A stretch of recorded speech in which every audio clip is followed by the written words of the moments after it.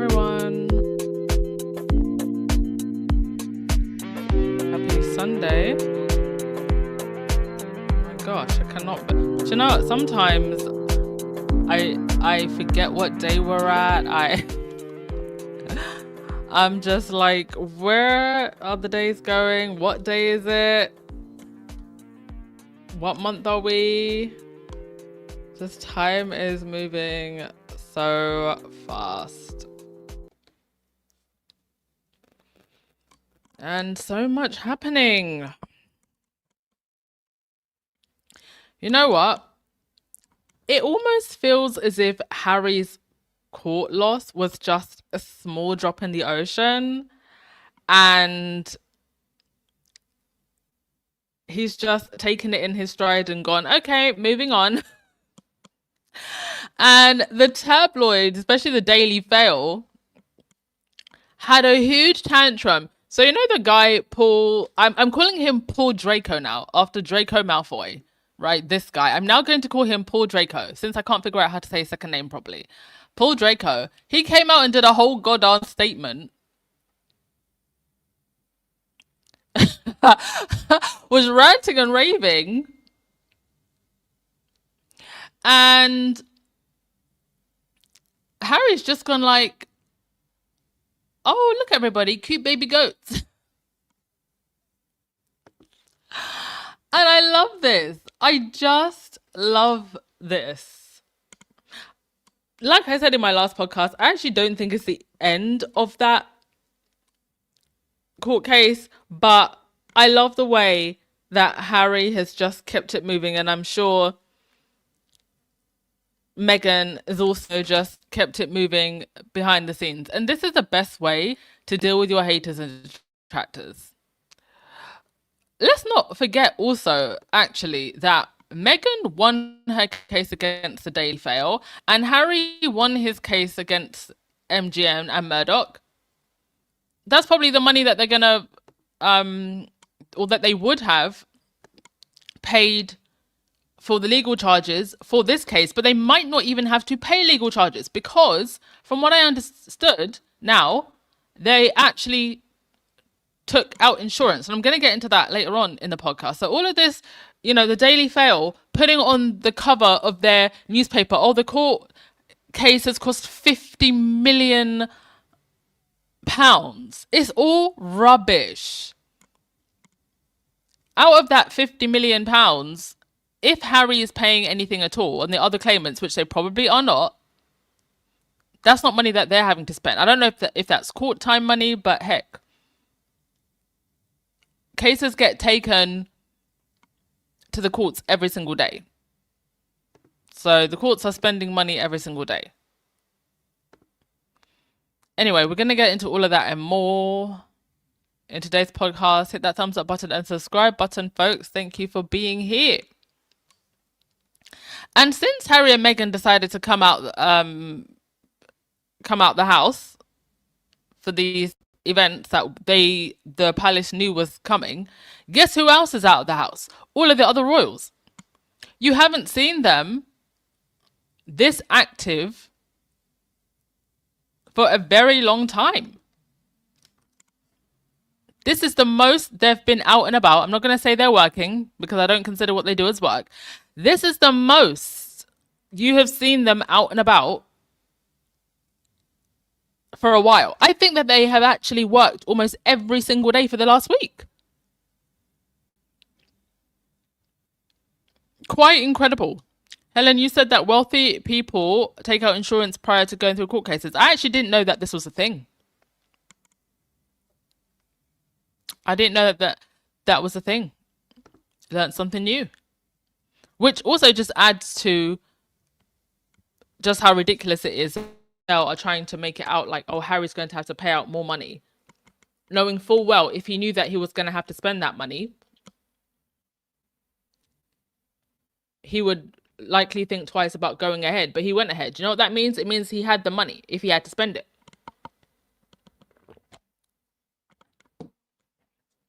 But big story coming out the last 2 days. Yes. It would appear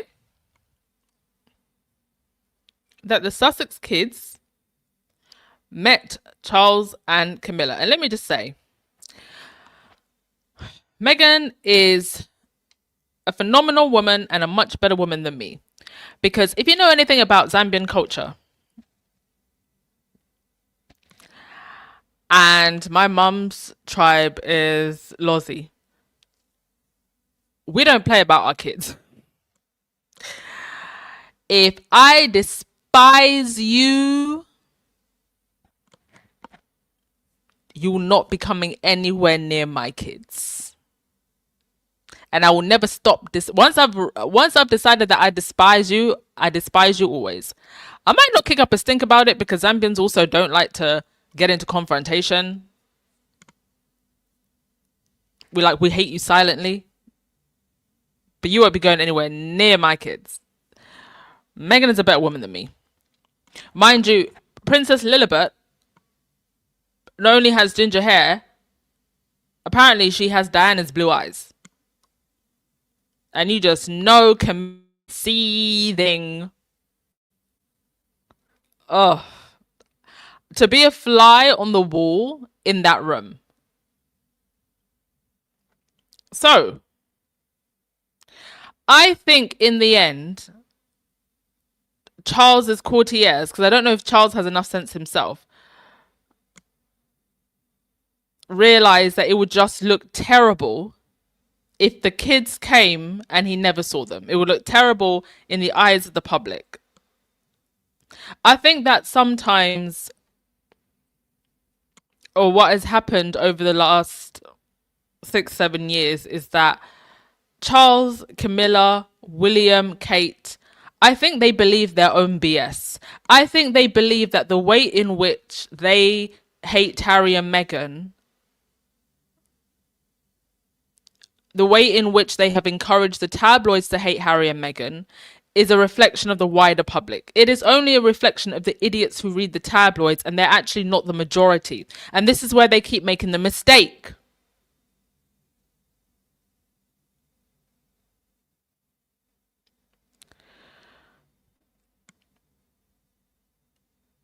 And I think they just realized, especially because now it looks like the Spencers are going to have some kind of family reunion at Althorpe.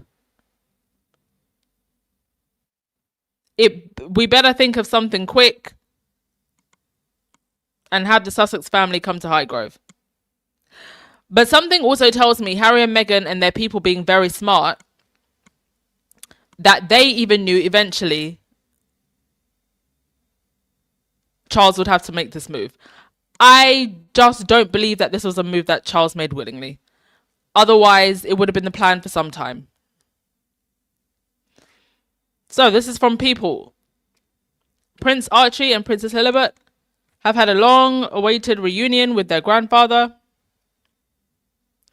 Well, at least Archie has. I don't believe that Lilibet has ever met Charles.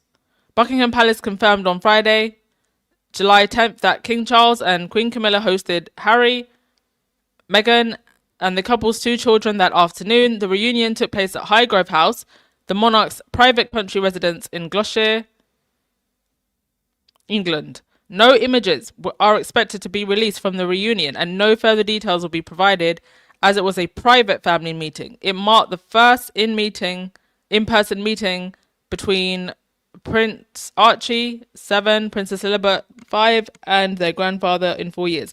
Again, I don't think it's ever been confirmed that Lilibet met Charles, even when they came back for the Jubilee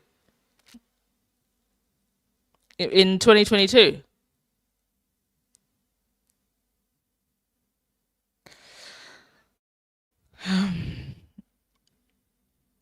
So I know that Meghan is too classy and gracious for this, but in her place, I would have refused. Not only because of how they've always treated her and her babies, but because of how they treated Harry just this week. The prince who grew up in Buckingham Palace couldn't even get a bedroom for a day or two.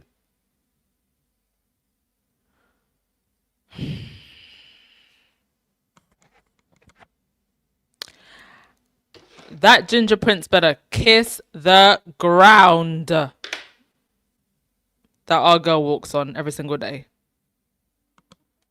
Because, honey, I don't care if you're a prince. Couldn't be me. Could not be me. Meghan is a queen through and through. So yes, Chuck and Camilla finally saw the ginger kids that they were worried would be too brown. I would keep your eye on stories coming from Camilla in the coming days. Also, Prince William and Kate will likely rage about this too. I don't think we'll ever get pictures of this. But I would be interested to know one day exactly how that meeting went down. Obviously, the kids are innocent. I don't think the kids, how old they are at the moment. What, 7 and 5? I'm trying to think, how aware was I at the ages of 7 and 5?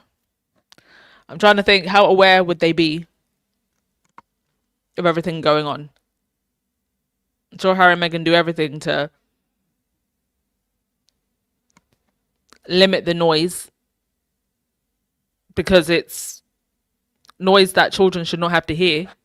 Your grandfather, the king, won't give you armed security when terrorists are trying to kill your dad.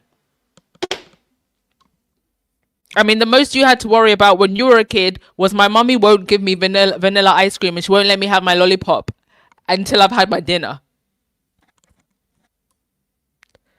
What a wild life. What an absolutely wild life. Well, we don't know what else happened at this so-called meeting. It would appear at least that in the presence of such innocence, Camilla did not instantly combust into flames. I don't think these people have hearts. But listen, while I don't agree with the kids meeting, Charles and Camilla, I give it to Harry. I give some respect to Harry just because when it's all said and done, nobody can ever say that he didn't try. When it came down to the wire, he still made sure that his kids saw their grandfather. I do believe that Charles is a lot more sick than what they're telling us. And I think it's why Harry has pushed for this. It's also going to be interesting to see how Charles plays this afterwards, because in the eyes of those who aren't, they don't see things the way we see things in our space, like they don't see the truth. Now, in the eyes of people outside of our little bubble, Charles looks like, the doting grandfather, right? So is he going to keep up that act? Or are they going to mess it up with spiteful briefing? It's left to be seen.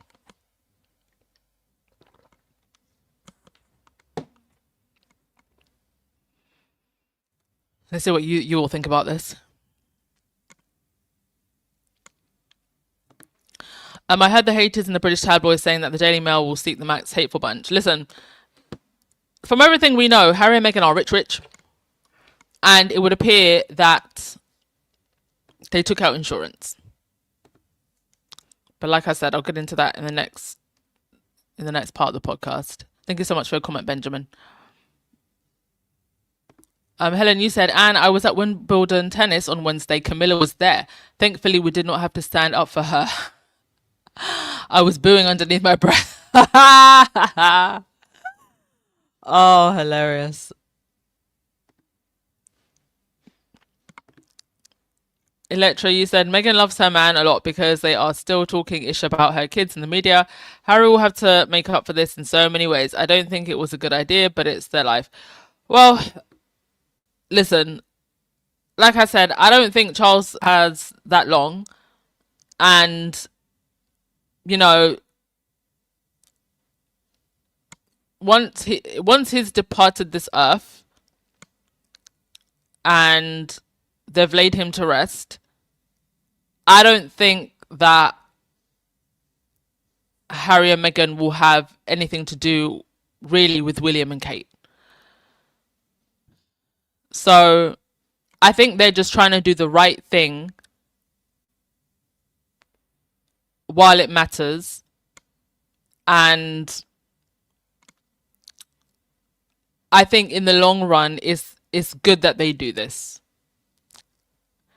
Even if Charles and certainly Camilla don't deserve this. And I think it's more about Charles than I think it is about Camilla. Because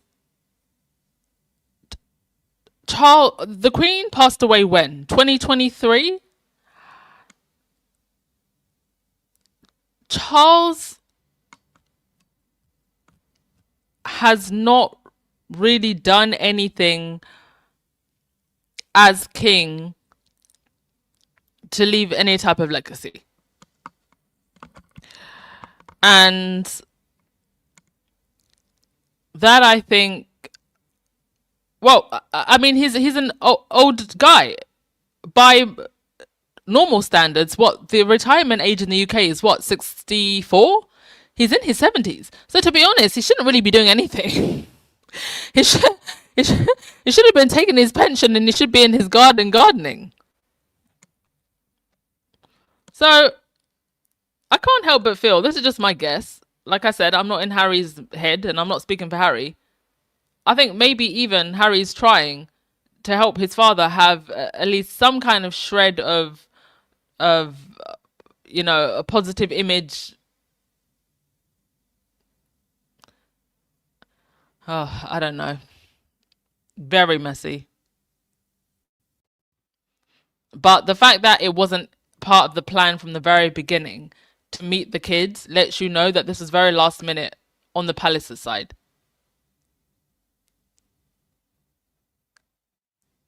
Yeah, I do think a big part of it is that Charles also just didn't want to be outclassed by Diana's family. Because imagine if pictures come out of Lilibet and Archie with the Spencers. Ooh.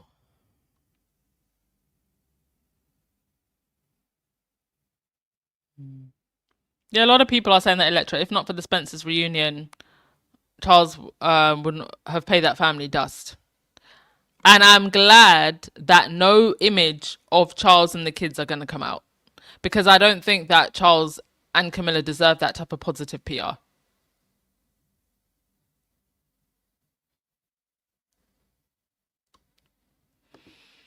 Helen, poor Archie and Lily must have been frightened witless seeing the wicked Cruella in her side piece. Well, I mean, they're 7 and 5. I don't know how much Harry and Meghan would have told them.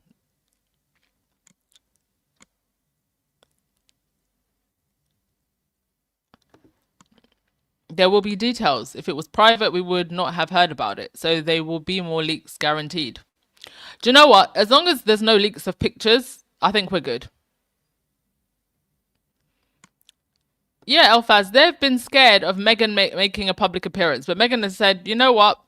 I'm not putting up with any of this BS. And I'm not giving the tabloids any more material. Because pictures of Meghan, that's 2 weeks of material and extra money for the holiday for these tabloids. I'm actually glad that she's decided to stay hidden, to be honest. And I hope they don't get a picture of her while she's here. I really hope they don't. I hope there is ironclad security around the Spencer family estate.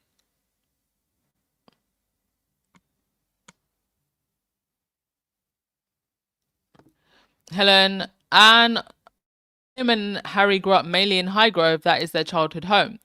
Meghan is so gracious and kind to say no to the invite. Thank you for correcting me there. Meghan had nothing to lose. They were the ones who would look bad, indeed.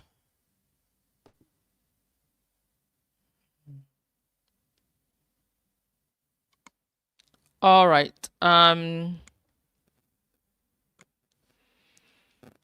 Let's move on to the next thing. Yeah, Harry has been having the time of his life.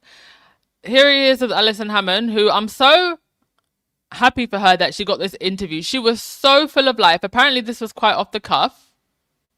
Look at That one picture picture of her, she's like the laughing meme. She's so full of energy, so bubbly.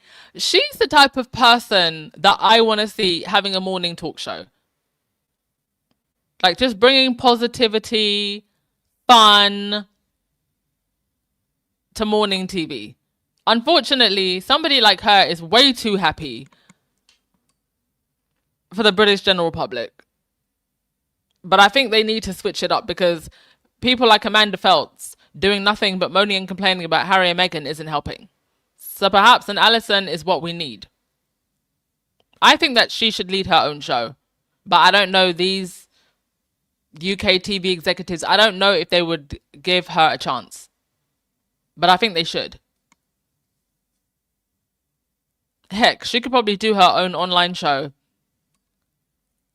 And it would be super successful. But I'm so glad she got this lovely interview with Harry. Harry said that, you know, the kids love the Bake Off. She asked, oh, you know, do the kids and Meghan tell you that they're proud of you? And Harry said, oh no, not all the time, but I'm sure they are. I'm proud of them too. It was just a very sweet chat. And they talked about Invictus and how Invictus started and their plans. And they got involved in some of the sports there with the you can see them aiming.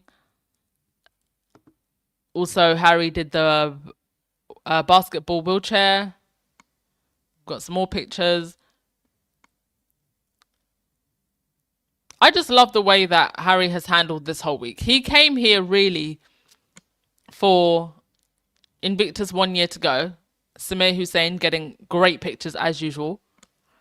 And this is what matters. The court case, it was just a little legal thingamajiggy. It came and it went. Unbothered.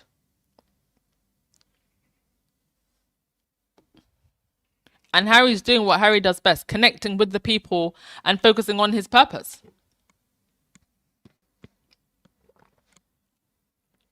And that's what matters to him. Now, William, he was out here playing miniature golf, riding a funicular train, basically trying to make themselves look busy. Harry meeting with families, meeting with people who really need the help, need the attention, meeting with service care workers. And we all knew when we heard that William and Kate had filled their schedules this week to look busy. I genuinely expected to see one or both of them every single day. Now, that isn't exactly what's happened, but they've been a lot more busy. Kate did one event on Monday. William had two events, a visit to a London school on Tuesday, and then a Thursday visit to Hastings. William was also playing polo for a charity. Don't know what charity it was, but I'm going to get onto that as well because, oh, the body language at that polo match. Wow. So a grand total of 3 solo events and 1 possible joint event for the Keens. With Kate actually managing to avoid working 3 days in a row. But they will splatter those images everywhere and it makes it seem like they were working every single day. Somebody in the comment section said, classic Bill and Wig. Is that what we're calling them now? Bill and Wig? Overpromise, look at me, busy work, and then underdeliver. And those outings, a few hours. William went on a big boy boat, rode on the railway, and then he played around a mini golf. In a suit, by the way. A big day for a 44-year-old. That's how the British press talks about William. Future king.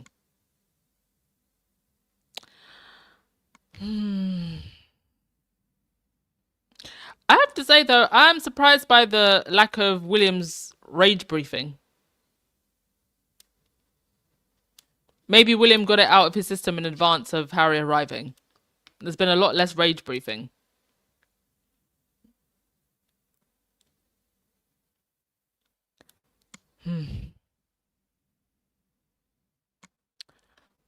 Okay. Also, these pictures of Harry, definitely my favorite. Look at Harry and the goat. So apparently there's a thing called goat yoga. I don't know why you'd want to do yoga with goats, because they're very cute, but they stink. And they're always trying to chew your clothes. One of them actually stepped on Harry's balls, like straight up stepped right over him. It's actually quite a funny video if you go and watch it. Oh, adorable. See, animals can tell what's inside somebody's spirit. There's also a very cute video of a boy climbing on Harry like a fence, and they take a picture together, and they're with the Scottish Little Helpers. These are for the children of servicemen and women who have passed away. Or, you know, who just were in combat and they need help with dealing with the trauma of that. So help for the kids and their families and wider family network. Great initiative. And it's just been great just to see Harry in his element. Just being a ray of sunshine, as his mother would have absolutely encouraged and loved. FYI, I don't believe that Kate and William were part of that meeting with William and with Camilla and Charles. I don't believe so.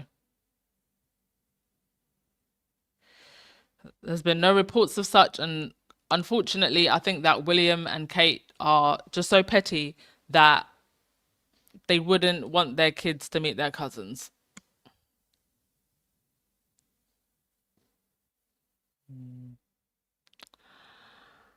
Okay. Is there anything else? Anything else that I want to mention about this before we move on? No, I'll go to your comments and then we will go on to the next thing. Also, if you are in the UK, I believe that it was yesterday, actually, Miss-Anne Harriam's film. Sorry, I say his name wrong. Miss-Anne Harriman, Shoot the People. I believe it's out in UK theatres. If you're going to the theatre this week, next weekend, please go and see. Please go and support a friend of Harry's and an amazing activist. Please let us support friends of Harry and Meghan as well, especially those that defend them fiercely.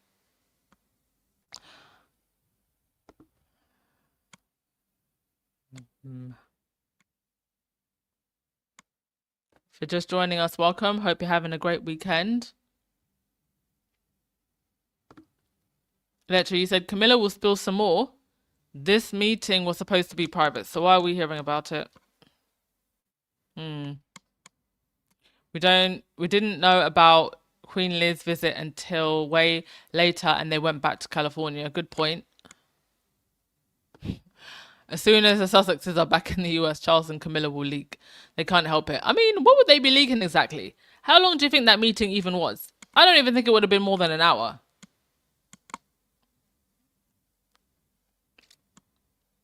And just Charles seeing the little kids? I doubt Camilla would have even stayed in the room for that whole hour.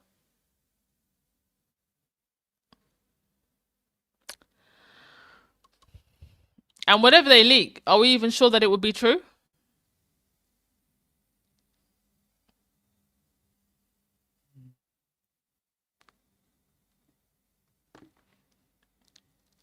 Baked, you said, I think that Harry and Meghan played them. Meghan was never going to any engagements and Harry was never going to stay at the castle. That's why he waited one day before.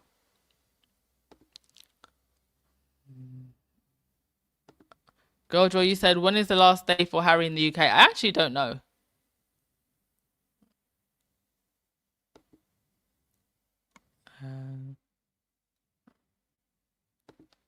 But in the few days that he's been there, he has done a lot.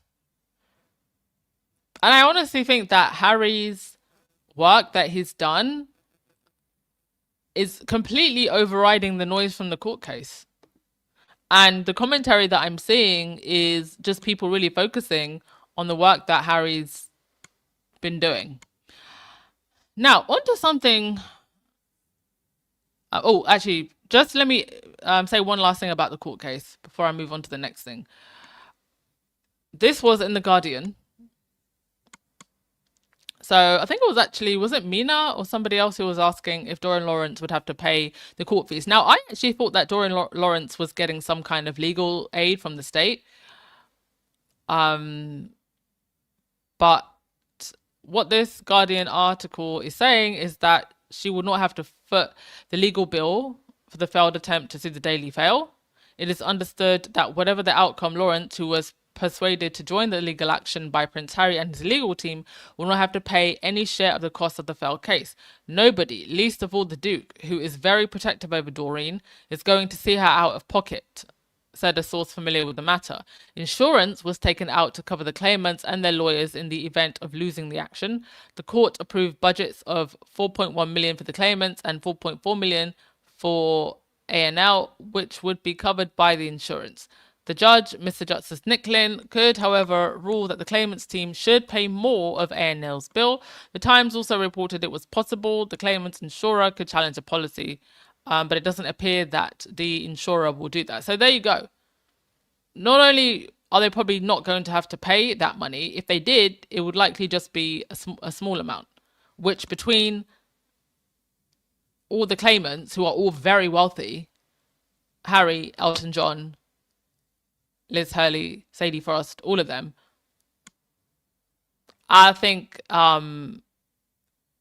it wouldn't be a huge bill to cover.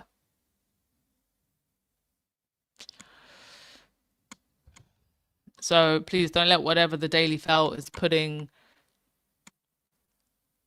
in their nonsense headlines fool you.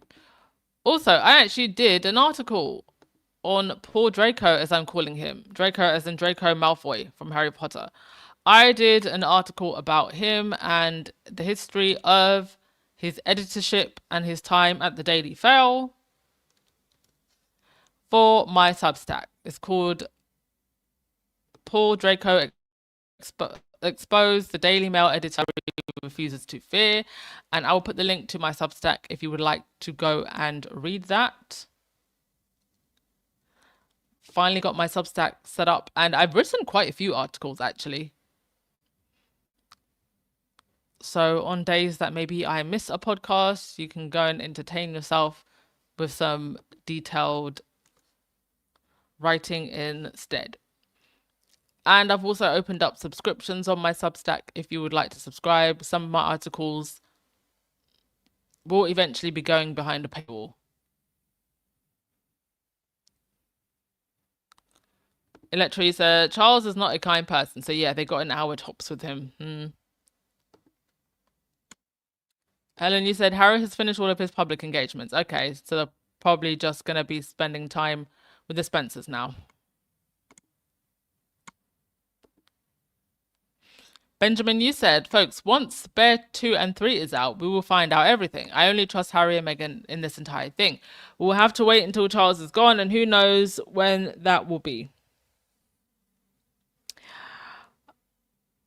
Do you know, it's difficult to say because, to be honest, we don't actually have any information on what Harry's follow-up books will be, if indeed he will write any. So, do you think that he will detail these things in his next books? And how much do you think he will detail? Yeah, so much for that lie about Harry paying. Well, to be fair, the claim the Daily Mail made was that it has cost 50 million.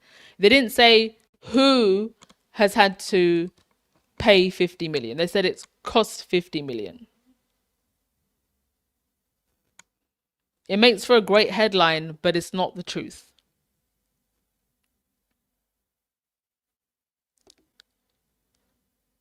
Okay. Next thing. This has been the most disgusting and horrendous week for women and misogyny in the British press. I am just truly horrified. Surprised? No. Horrified? Yes. So let's start with Kay Burley. You may have seen this going around. Kay Burley was having a conversation with sexual assault survivors,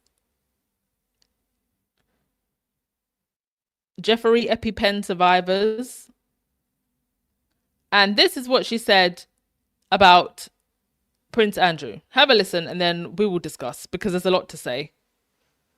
I cannot stand Kay Burley. Likewise, anyone can come forward. We already have had, as a result of us speaking out, survivors coming forward claiming that they were also victims of Epstein, Andrew Mountbatten-Windsor and Ghislaine Maxwell. So we would encourage anyone, please, if you've got any information, to come forward to us. And these are British? They are British, yeah. Okay. And we should accept that he was a war hero. We should just throw that in. Thank you, Alex Davis-Jones. Lisa Phillips, thank you very much for being with us this evening. We appreciate your time. Thank you. Thank you for having me again. No Thank worries. You.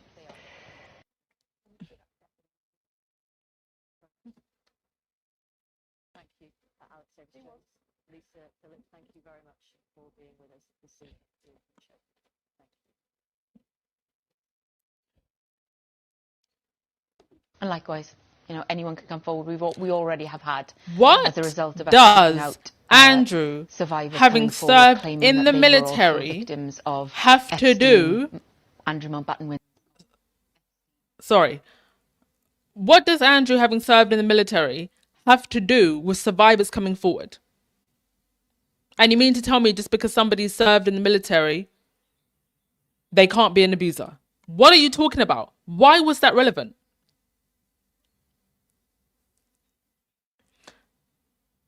I'm saying the entire establishment is rotten to the core.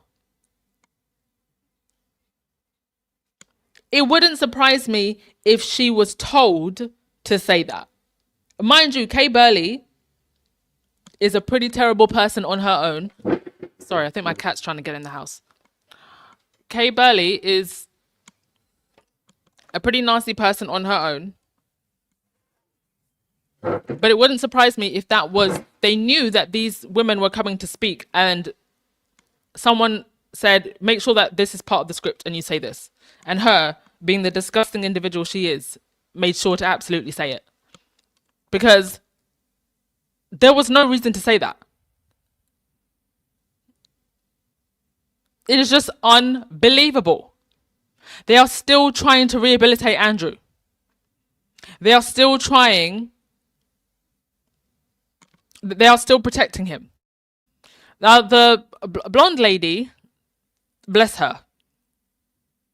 In a moment like that, what do? First of all, you're shocked that anybody would say such a thing, given the conversation that you're having.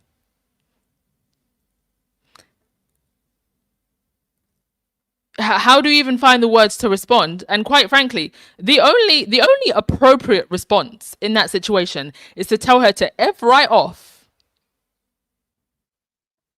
and bash her head into the table. That's the only appropriate response to someone trying to humanize an abuser. And a very justified response, and I don't think anybody would have been mad at her for doing so. I would donate to the fundraiser to get her off charges. But she did what women are often socialized to do in situations like this and kept it classy. And didn't say anything. Also, in the Daily Fail, of course, in the Daily Fail, there is a situation going on with a family in the UK where the husband has unalived his wife and daughters and seems to have run abroad. I think he has gone to South Africa, and I think they have possibly found him. But what was so disgusting is the way in which the Daily Mail framed this headline, and the way in which they can, not just the Daily Mail, but media outlets frame male violence towards women and children. There is actually a organization called the Right Words Project who are trying to change this and have been campaigning for this for a very, very long time. So there's no excuse for outlets like the Daily Mail, like the Mirror. It also happens in the US as well. You know, you'll see like a man has unalived his family and himself, and there's like him like smiling with the family. Those are the pictures that they usually use, like humanizing the abuser. What's quite interesting about this headline is it goes into a lot about what we talk about with the British press and the culture that they create. So they make sure to absolutely mention that they live in a $1.3 million home. I have actually seen the house. It is a massive house. And it's almost as if, oh, well, you know, why wasn't she grateful? She wanted to divorce. They lived in a $1.3 million home. Why wasn't she just grateful? He couldn't live without her. This is not the way to frame somebody's unaliving. And then we have what happened with, and I think Baron may have actually covered this as well. What happened over at Sky News with Anne Widdecombe. Is that how you say her name?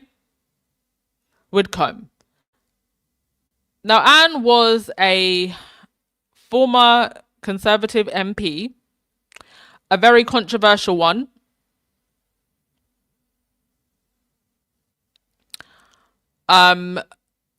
She was found unalived, and they are treating this like an unaliving. I can't say the M word because of censors. In a rather vicious way. Now, I would never celebrate anyone being unalived like that. And it's very frightening. Especially, or for anyone, let alone somebody who was a public political figure, to be targeted.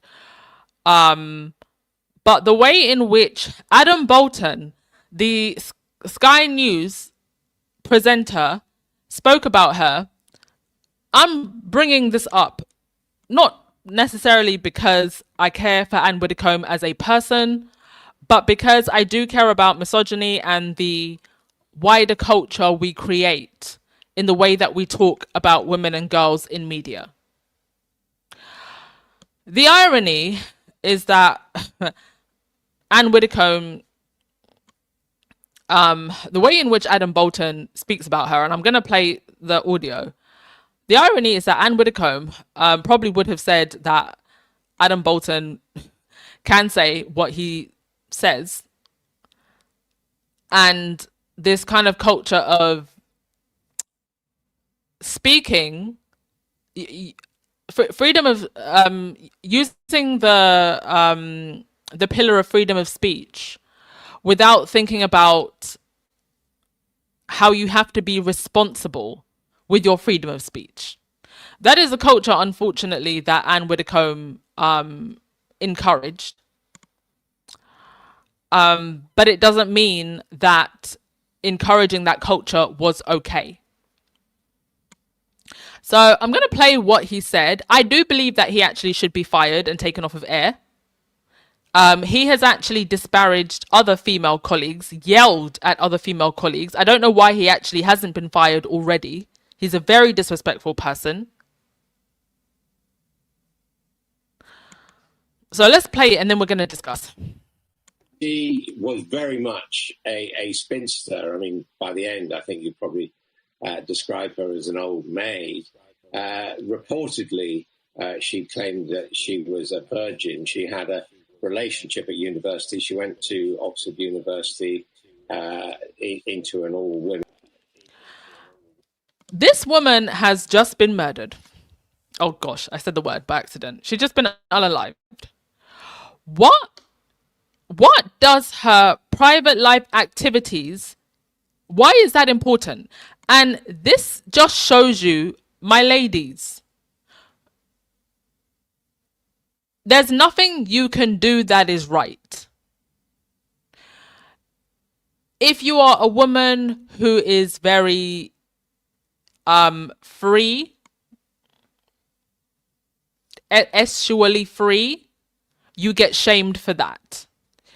If you are a woman who remains chaste, when you die and you're unalived, for some reason, a skanky man on live TV brings it up. Why? Why is that even relevant? I am so confused as to why this is part of a conversation about a woman who has just been unalived in the most brutal way. I am so confused. College, of course, where people like Edwina Curry knew her as well. She had a chaste but doomed relationship with a man who's now a banker and really from. And again, why does that matter? Why does that matter? Mind you, and again, what she did in her private life was nobody's business. But to my understanding, Anne Widdecombe was a very conservative Christian. So she was chaste because she never got married and she only believed in intimacy in marriage. But why is any of this relevant? No matter what you do as a woman, they will find some way of shaming you. Even when you've just been brutally unalived. Somehow that becomes a conversation. You wouldn't, if this was a male politician who had just been unalived, would we be talking about him like this? This is the only thing that Adam Bolton could think of to say. I mean, if you don't have any details about what happened in the case or what's going on with the police investigation, I would just say nothing at all. I mean, if you want to talk about the fact that she was a controversial figure, even talk about that. Because there's a lot to talk about as far as that's concerned. But this is just so unclassy and just so tacky. It just makes no sense. She was very much a spinster. I mean, by the end, I think you'd probably describe her as an old maid. Reportedly, she claimed that she was a virgin. She had a relationship. And calling her, I didn't catch that at the beginning because my audio cut it out on my end, but calling her a spinster in 2026, we're still calling women spinsters. Adam Bolton is showing his age. I don't know a single millennial or Gen Z that has ever used the word spinster. Just gross. And all of these 3 stories and incidences within a week.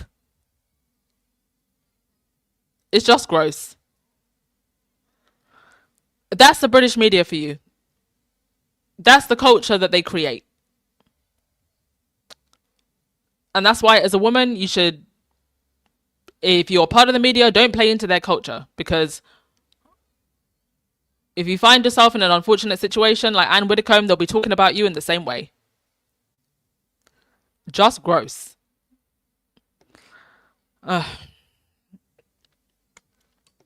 There needs to be serious change in our media, how we talk about women and how we talk about incidences like this.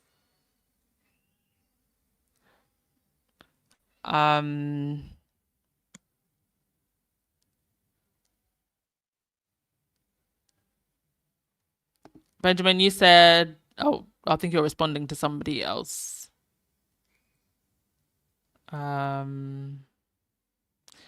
Is this about Kay Burley? She has to follow the script, indeed. Following her script from her masters. Absolutely nasty woman.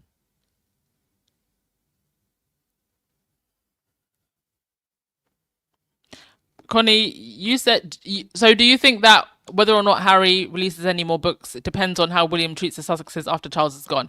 Well, we know that William is vindictive and petty. So I guess we'll be getting, if that's your guess, then I guess we'll be getting Spare 2 and 3.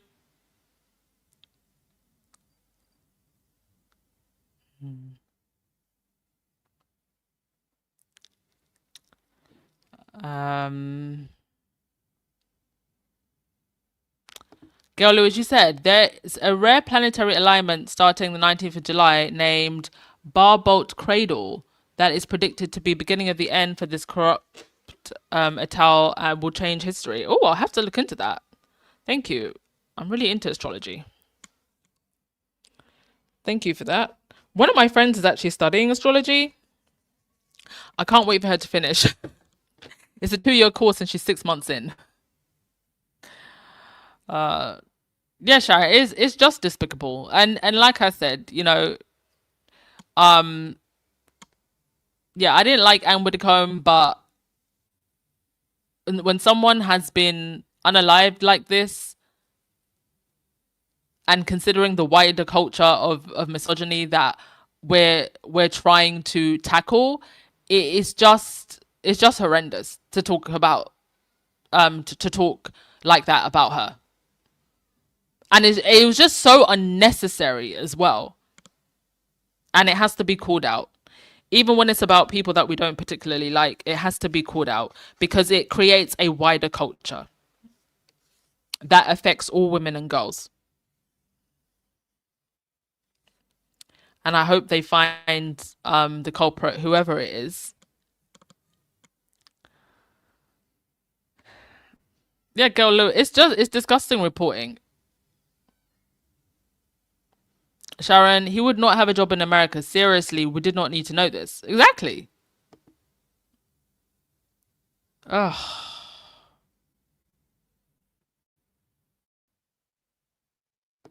Just gross. I do hope he gets fired after this. Because I saw a video where he yelled at Beth Rigby and she just looked horrified. I don't know why any of his colleagues, and this was in like broad daylight, they were on the job. I don't know why any of his colleagues didn't say anything. I don't know why he wasn't removed. And if that's what he's like with his colleagues in broad daylight, what is he like at home? Is this guy married? Oh. Can I write a Substack on how the media portrays women? I mean, I'd probably have to write 100 different Substacks, taking that from 100 different angles. I'd have to write a book. Or if I start writing the Substacks, well, maybe one day they can form a book. But I'm sure there's some feminist writers that have looked at women in media and portrayals of women in media for sure. Electra, did she turn him down? The guy from Sky was disgusting. I mean, he sounds like a man who's been turned down. Because you just can't make sense of why he said that.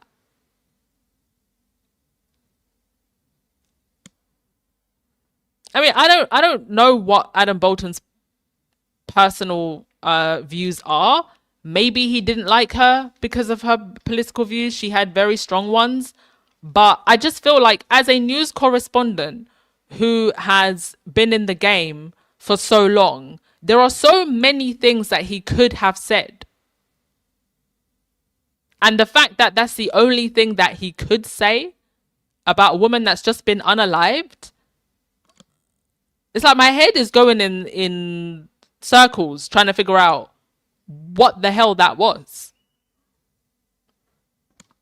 Just gross.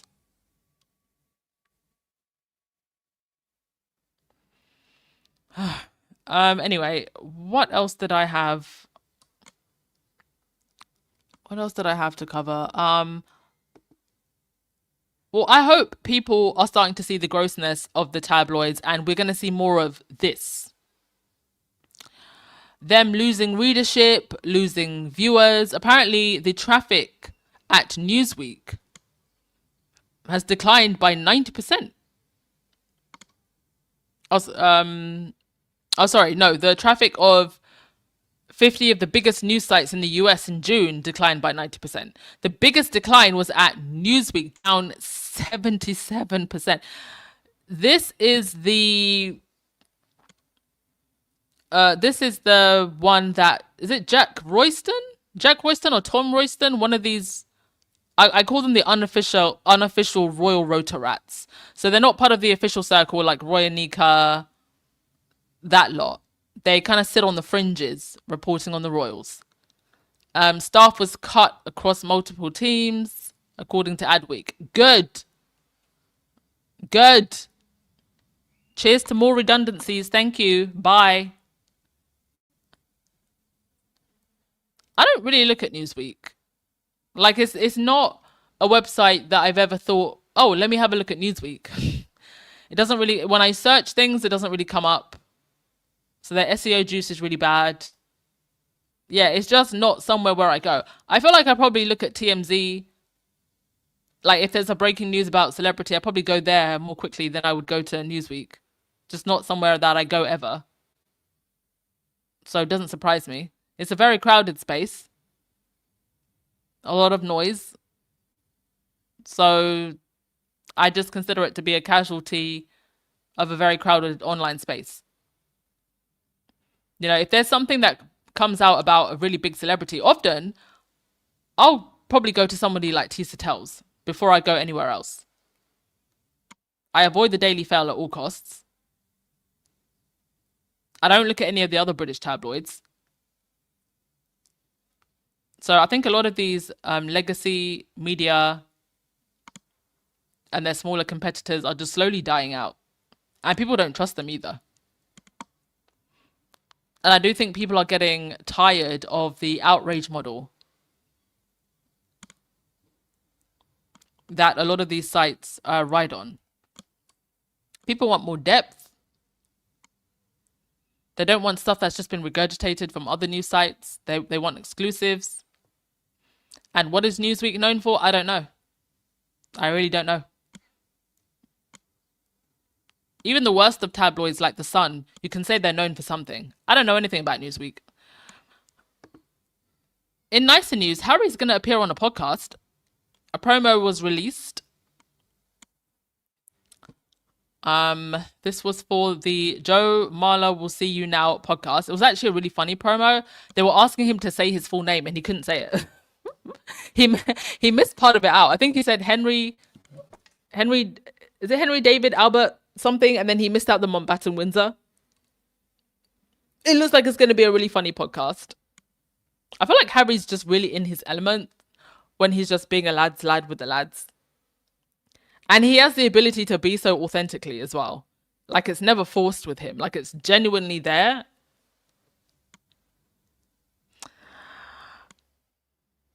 So that's that. And then lastly, William and Kate. So this was at the polo match. And the body language experts seem to disappear whenever Kate and William come out. But thankfully, we are here. And I'm going to show you a video clip of a polo match from some years ago, and then this from yesterday. Have a look at this and then we'll discuss.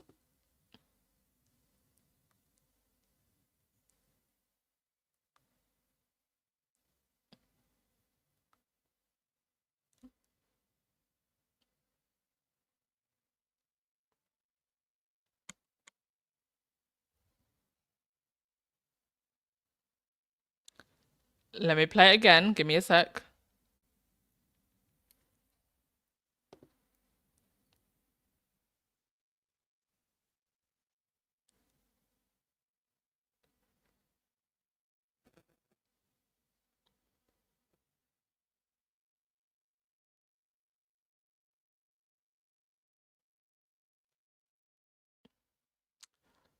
So you can see years apart and it's still the same body language. Can I just say thank you to whoever it is who has subscribed to my Substack. Thank you to whoever that was. That's my first Substack subscriber. Very much appreciated. Unfortunately, it doesn't show your name. Or at least in my email, it doesn't. I will have a look at my actual Substack. I think I have to look at my actual Substack dashboard. Because it's just showing me the Stripe payment here. So I will have a look at my Substack dashboard later. And I will thank you properly. But thank you to whoever that is, my first Substack subscriber. Much appreciated. Is it somebody listening? If you're listening and it's you, please let me know. Because I just can't look at my Substack dashboard at the moment, or else I have to come out of my StreamYard. But whoever that is, you are very much appreciated. But back to William and Kate. I mean, listen, what can I say? They've been together for 25 years. All marriages have their moments. But it's just unfortunate that Harry decided that he was going to break the generational cycles and William didn't. And it is just not a nice thing to have to keep up this image just for the cameras, just for the show. It's not a fairy tale. It is truly a nightmare. Okay, I'm going to end with your comments and let me put this picture on the screen. The women who stood up to this institution. Forever loved, forever appreciated. Thank you, Virginia Guffray, Diana, and Meghan. All right, let's...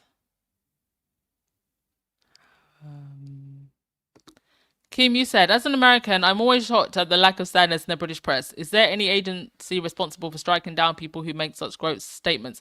It's meant to be Ofcom and Ipso, but I don't even know what those two things do. I think in some situations, Ofcom do actually take people off of air, or I don't know, sometimes you'll get an apology or something. Ipso do absolutely nothing.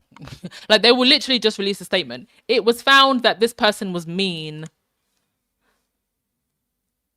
I think Ofcom do a little bit more. But the standards are in hell. They are so much in hell that a woman can be unalived and we're talking about her virginity.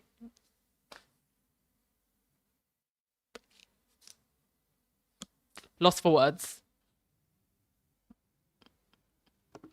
Helen, you said Jack Royston is another A-licker who gets my goat. I cannot stand him.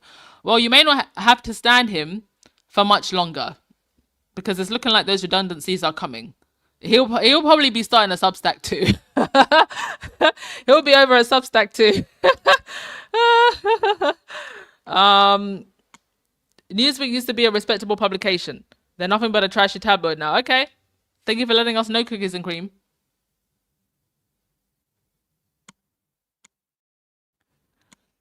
And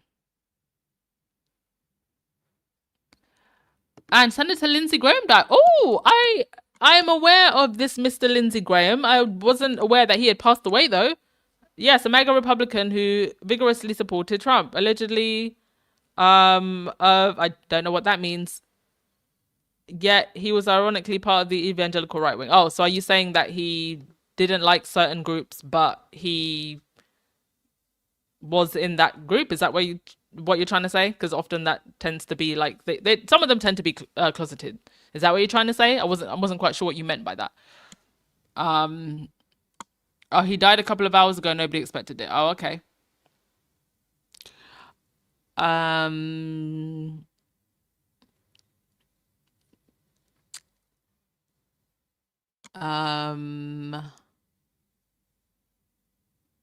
Yeah, breaking generational cycle curse is physically and spiritual and emotional task, especially when you're dealing with the British monarchy. Like, imagine being the generational curse breaker of the British monarchy. And the thing is, it was never going to be possible for Harry to break that generational curse without causing a ruckus. Because the monarchy does operate like a cult. They were never going to be happy. Let's just say that Harry left by himself. Let's just say that Harry never got married. Or if he got married to someone who was never in the spotlight, right? And he went off to America and actually lived a relatively quiet life. They would not even allow him to do that. You have to be under their thumb. You have to be under their watch. You have to be reliant on them. So breaking the generational curse for Harry, I don't even think that Harry realized this, was always going to be hell. I don't think he realized it until he was in the thick of it. I don't think Harry realized how much of Diana they saw in him. I don't think that he realized how much they saw his wife as a threat. Breaking generational curses is difficult for anyone. Breaking generational curse and breaking away from the British monarchy, I mean, that's not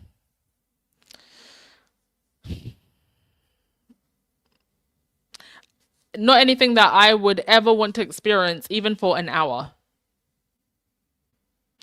You are very welcome, Ingrid. I'm grateful to all of you. I'm grateful to all of you for being here. Whether you've been here from the beginning, whether you've just joined now. I appreciate you all. I won't be going anywhere soon. And I hope that you will stay, even if you go for a while and come back. It's a lot, actually, to listen to an hour podcast every single day. And there's so many people in this space now. But I appreciate you whenever you are here. And if you want to take a break for a while and then come back another time, especially like weeks like this where it's popping, I see the views go up. I'm like, oh, those that have been away for a while, you've come back. You heard it was popping in this royal space. Welcome back.